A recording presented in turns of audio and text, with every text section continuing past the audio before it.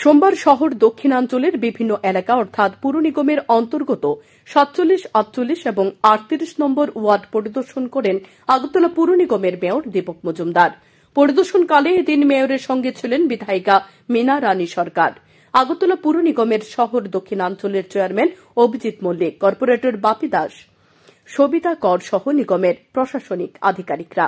নিগমের মেয়রের পাশাপাশি প্রত্যেকেই প্রতিটি ওয়ার্ড পায়ে হেঁটে ঘুরে দেখেন। পরিদর্শনকালে নিগমের মেয়র দীপক মজুমদার জানিয়েছেন, এখানকার স্থানীয় মানুষের নানা সমস্যা রয়েছে। বহু জায়গায় রাস্তা এবং ড্রেন নির্মাণ করতে হবে।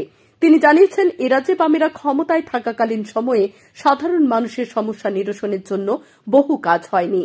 সাধারণ মানুষের উন্নয়নের লক্ষ্যে সে সমস্ত কাজগুলোকে এই মুহূর্তে করতে হচ্ছে রাজ্যের বর্তমান বিজেপি নেতৃত্বাধীন সরকার এবং আগরতলা পুর নিগমকে।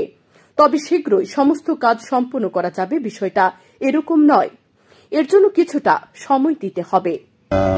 অনেকের কিছু সমস্যা ছিল, সেগুলি আমার মাননীয় বিধায়িকা মীনারানী সরকারের বরাবরে তারা দাবি রেখেছিলেন এবং আমাদের যিনি কর্পোরেটর আছেন ওয়ার্ডের তাদের সঙ্গে আলোচনা ভিত্তিতে আজকে আমরা ভিজিট করেছি। যে প্রয়োজন রাস্তাগুলি করা বা ড্রেন করার যেটা প্রয়োজনীয়তা আছে সেগুলো আমরা লক্ষ্য করেছি। সার্বিকভাবে আমরা আগরতলা শহরকে নতুনভাবে সাজানোর চেষ্টা করছি বা যে সমস্যাগুলি আছে সমাধানের চিন্তা ভাবনা নিয়ে আমরা কাজ করছি। তো এই এলাকায় আমরা লক্ষ্য করেছি বিগত দিনে যারা দায়িত্বে ছিলেন পৌর নিগম বা সরকারের কমিউনিস্ট পার্টির নেতৃত্বে, তারা এই এলাকার প্রকৃত উন্নয়নের কাজ তারা করেননি। সেই কারণে আমাদের কাজগুলি এখন অনেকগুলি করার প্রয়োজনীয়তা অনুভব করছি। সেই কারণে আমরা আমাদের কিছু সময় দিতে হবে। মাত্র 2 বছর হয়েছে আগরতলা পৌর নিগম। পুর নিগমের মেয়র দীপক মজুমদার সহ প্রত্যেককে এদিন স্থানীয় মানুষদের সঙ্গে কথা বলেন।